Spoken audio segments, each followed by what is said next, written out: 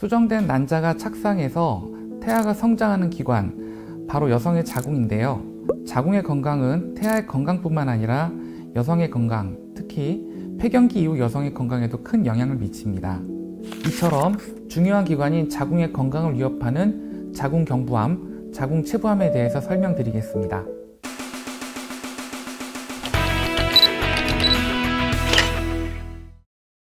안녕하세요. 서울대학교병원 산부인과 김희승 교수입니다. 여성의 생식기관인 자궁은 크게 자궁경부와 체부 두 부분으로 구성됩니다.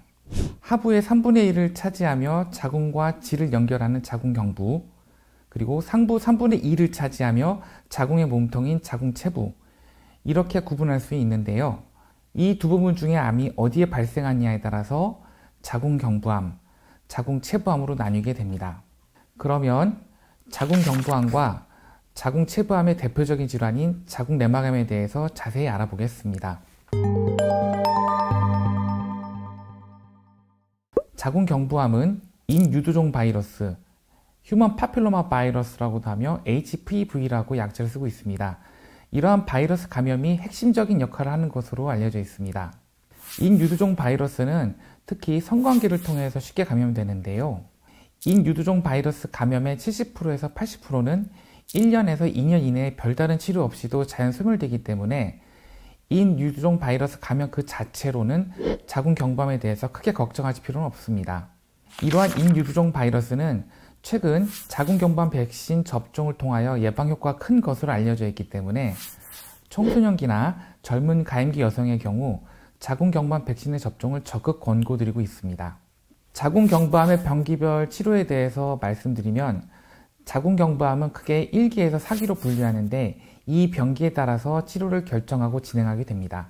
먼저 자궁경부암의 병기 1기에서 4기를 어떻게 구분하는지 보시면 1기는 암이 자궁경부에 국한된 상태, 2기는 암이 자궁경부를 넘어 질 상부 3분의 2까지 침윤하거나 주위 조직인 자궁방까지 침윤한 상태, 3기는 암이 골반벽까지 침윤했거나 질 하부 3분의 1까지 침범한 상태, 4기는 암이 방광이나 직장 정막을 침범했거나 원격 전이가 있는 경우로 구분하게 됩니다. 이 구분에 따라서 1기에서 2기 초까지는 수술이나 동시화학 방사선 요법을 시행하고 2기 말에서 4기 초까지는 동시화학 방사선 요법을 우선적으로 시행합니다. 여기서 동시화학 방사선 요법이란 방사선 치료와 항암화학 요법을 동시에 시행하는 것을 말합니다. 그러나 원격 전이가 있는 4기 말의 경우는 항암, 표적 및 면역항암제를 이용한 전신치료를 시행하게 됩니다. 다음으로 자궁내막암의 위험 요인에 대해서 말씀드리겠습니다. 자궁내막은 자궁 내 공간을 덮고 있는 조직으로 주된 위험 요인으로는 여성 호르몬의 하나인 에스트로겐을 꼽고 있는데 그 이유는 이 에스트로겐 수치가 높으면 자궁내막이 두꺼워지도록 자극받기 때문입니다. 이에 따라서 자궁내막암이 발생할 수 있는 위험 요인은 한 번도 출산하지 않은 미산부, 이른 초경과 늦은 폐경, 비만, 그리고 장기간 프로게스틴을 함유하지 않은 에스트로겐 보충요법을 투여한 경우로 말씀드릴 수 있겠습니다. 다음으로 자궁내막암의 병기별 치료에 대해서 말씀드리겠습니다. 자궁경부암과 마찬가지로 자궁내막암 역시 4개의 병기로 분류하고 있습니다. 1기는 암이 자궁체부에 국한된 경우, 2기는 암이 자궁체부와 경부를 침범했지만 자궁 밖으로 퍼지지 않은 경우, 3기는 암이 자궁 밖으로 퍼졌지만 골반을 벗어나지 않은 상태, 4기는 골반 밖으로 전이가 되거나 방광과 직장 점막에 침범한 상태를 의미합니다. 자궁내막암으로 진단되는 경우에는 1차적으로 수술을 진행하게 됩니다. 특히 종양과 종양 주위 조직을 부분 또는 전부 제거하게 되는데 자궁을 절제할 때 초기 질환이 아닌 전이가 되기 쉬운 양측 난소 및 난관도 같이 절제하게 됩니다. 또한 중등도 및 고위험군의 경우 림프절로에 전이가 있는 경우가 있기 때문에 골반 및 대동맥 림프절도 같이 절제하게 됩니다. 이러한 수술을 통해 앞서 말씀드린 자궁내막암의 병기를 정확하게 파악하고 종합적으로 판단하여 수술 후 치료 방침을 결정하게 됩니다. 자궁경부암은 암 중에서 예방이 가능한 유일한 암이라고 말할 수 있습니다. 그 이유는 자궁경부암 백신이 있기 때문입니다. 자궁경부암 백신, HPV 백신은 2016년부터 국가 예방접종으로 도입되었는데 자궁경부암의 원인이 되는 인유두종 바이러스에 의한 감염을 예방하는 백신입니다. 성접촉을 시작하기 전에 접종하는 것이 가장 효과적으로 보고 있지만 성경험이 있는 성인의 백신을 맞아도 일부 예방 효과를 얻을 수 있습니다.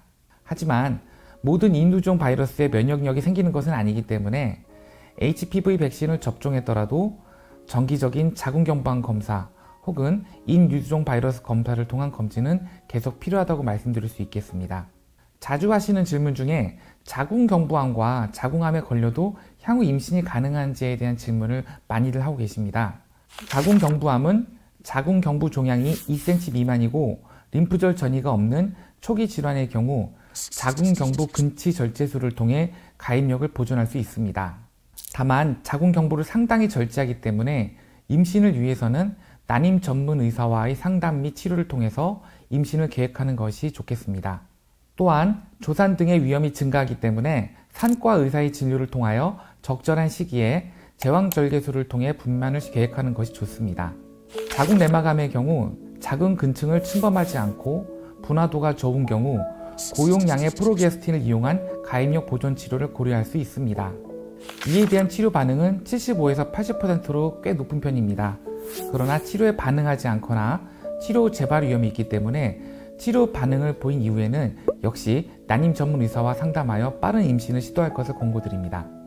지금까지 대표적인 여성암 중의 하나인 자궁경부암과 자궁내막암에 대해서 알아보았습니다.